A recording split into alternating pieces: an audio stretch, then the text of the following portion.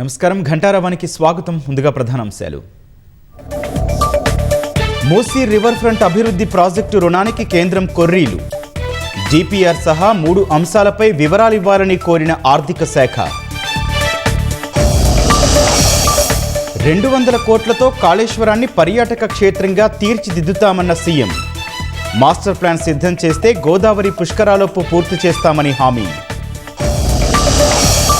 ఇందిరా గిరిజల వికాసం పథకం ఉత్తర్వులు విడుదల చేసిన ప్రభుత్వం. ఈ నెల 18న అమరాబాద్లో ప్రారంభించనున్న సీఎం రేవంత్ రెడ్డి. గుండె సంబంధిత వ్యాధితో బాధపడుతున్న 4 రోజుల పసికందుకు ప్రాణం. సనత్ నగర్ ఈఎస్ఐ ఆసుపత్రిలో అరుదైన శస్త్రచికిత్స నిర్వహించిన వైద్యులు. శాంతి కోసం భారత్తో చర్చలు జరిపేందుకు సిద్ధమన్న పాకిస్తాన్. కశ్మీర్ను చేర్చాలంటూ షరతు పెట్టిన షహబాజ్ షరీఫ్.